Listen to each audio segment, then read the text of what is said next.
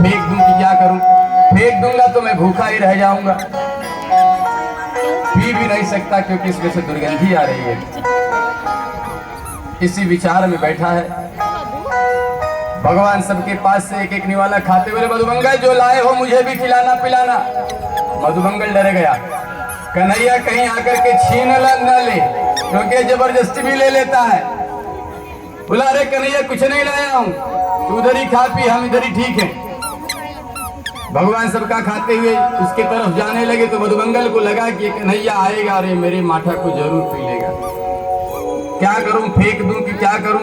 विचार कर ही रहा था मधुमंगल की भगवान उसके तरफ जैसे ही पहुंचे, मधुमंगल ने सोचा कि आएगा और ये दुर्गंधित माठा पिएगा, इससे अच्छा है कि मैं ही पी लूं। मधुमंगल ने मटकी में मुंह लगाया और सारा छाछ पी लिया। भगवान दौड़ कर गए, रुक रुक थोड़ा मुझे भी दे, लेकिन उसने सब पी लिया। इतना खराब माठा मैं कैसे पिलाऊं? और जैसे ही पिया और मटकी को मुंह से हटाया, भगवान उसके पास पहुंचे, उसके मुंह से एक बूंद टपक रहा था, भगवान उसी को चाटने लगे। भगवान ये बताना चाहते हैं कि मैं किसी पदार्थ का भूखा नहीं हूं, तेरे प्रेम का भूखा हूं। मधुमंगल के पास गए और उसके जो मुंह से टपक रहा था छाछ जल्दी जल्दी पीने के कारण, उसी को भगवान चाटने लगे। और यही दृष्टि ब्रह्मा जी, यही दृश्य आकर के ब्रह्मा जी देख लिए। आए थे भगवान का दर्शन करने और यही दृश्य ब्रह्मा जी ने देख लिया। और ये दृश्य देखते ही ब्रह्मा जी को भ्रम हो गया, अरे ये नारायण कैसे हो सकता है?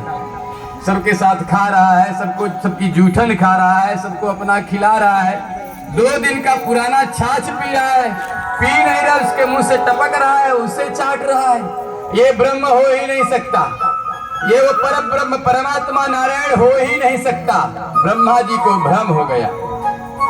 फिर विचार करने लगे, नहीं, वृंदावन में तो यही ब्रह्म है, यही नारायण, यही तो कृष्ण है, यही तो कन्हैया है। एक बार उन्हें लगता कि यही है, फिर लगता कि नहीं, ये नहीं है, ये ब्रह्म हो ही नहीं सकता।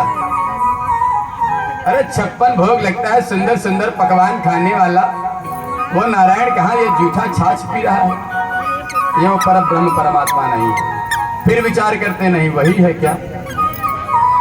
ब्रह्मा जी इस भ्रम में भ्रमित हो गए, भगवान के मोह में मोहित हो गए। उन्हें लगा कि ये नारायण नहीं है। फिर उन्होंने सोचा कि अगर यही नारायण है तो परीक्षा ले लेते हैं।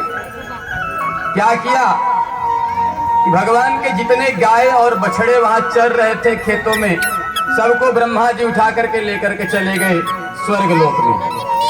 और फिर आए जितने ग्वाल बाल थे, क्योंकि भगवान खेलने खाने के बाद बस बट वृक्ष के नीचे बैठ करके अपनी मुरली बजाने लगे। भगवान आंख बंद करके मुरली बजा रहे हैं और ब्रह्मा जी सब गायों को बछड़ों को उठा करके ले गए, सारे ग्वाल बालों को भी उठा करके ले गए, स्वर्ग में रख दिए। बोले अगर ब्रह्म होगा तो समझ में आएगा, और ऐसे साधारण होगा तो रोएगा, जब रोएगा तो ला करके दे देंगे। परीक्षा ले रहा है, परीक्षा ले रहे हैं ब्रह्मा जी भगवान का। और सारे बछड़ों को, सारे गायों को, सारे ग्वाल बालों को ब्रह्मा जी ले करके चले गए, स्वर्ग में रख करके अपने ब्रह्मलोक को चले गए। ब्रह्मा जी बोले जब रोएगा तो दे देंगे।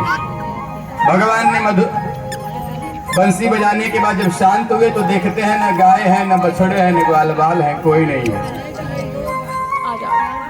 भगवान ने आंख बंद करके देखा तो सब दृश्य दिखाई पड़ गया। ओहो, ब्रह्मा जी आए थे, मोहित हो गए, मुझे पहचाने नहीं, कोई बात नहीं है।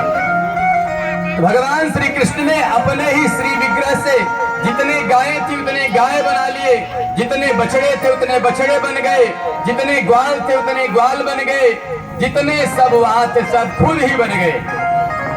अपने आप से ही भगवान बछड़े बन गए, ग्वाल बन गए, गाय बन गए।